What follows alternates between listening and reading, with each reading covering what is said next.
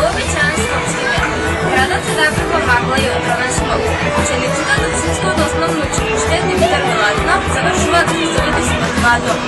Деон и Ката живеат на Скопска Црна Гора, Деспина Македонка и Александра Вандерезина во Никола и Мила во Центар, Доротеја Нина Тимаја во Каркош, Ива Теја и Вероника Баранов, а Христијан Киселава.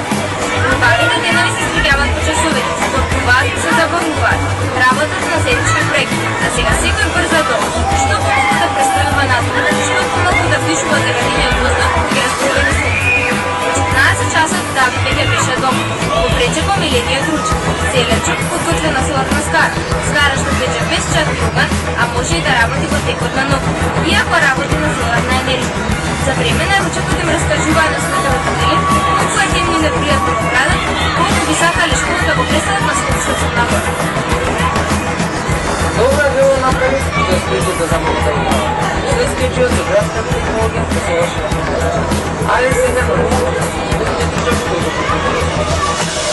некој да би ми рекол дека чистиот воздух ќе стане приоритет. Не би му верувал. Среќен сум што стана во оваа Деспина Македонка и Александра, крачувајќи се по патините на водно, разговараат за следените работи. Колку ме сакало да него немам патот до полека да си го ме расколува, особено потребна са вако училишто во село. Ајде сега да се скоњаме да ги трпиме непријатните носијата. Мислам дека колку би требале да плаќаме за струја да се ги монтирале соларните колекции. А сега имаме доволно тепла вода и домовите ни се наводица на плет. Останатите ученици побрзо стаснеле дом, ги вклучиле климатизерите да се затопат, болерите да се освежат, да ги тргнат од робите саѓите од нивното тело, машините да ги изпротнат огништата и ете ти чудо, снема струја. Иако е 14 часот, чекаш дека помне, темна темница. Марко, кој инаку се плаши од темница, го провере телефонот и почна да ги бара своји другари да провери дали во нивните насоби снемало струја. Здраво, Доротеја, во Центар нема струја. Па, ме интересира, како е кај тебе?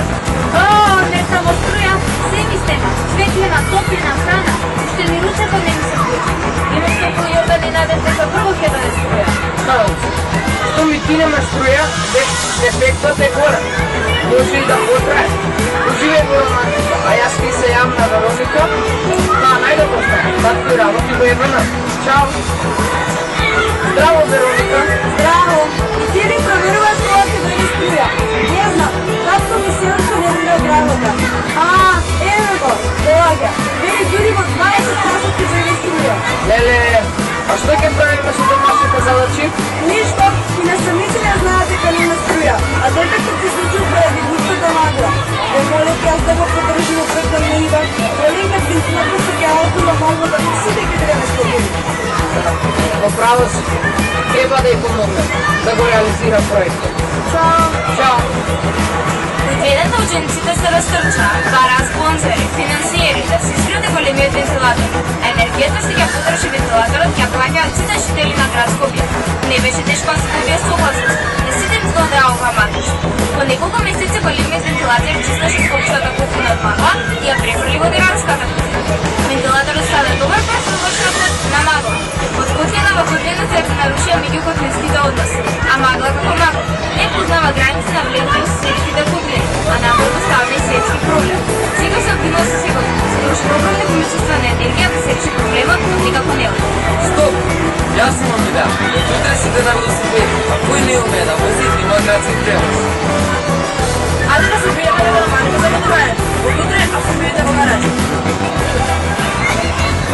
Без коренјева трба, отпадаци и пластика.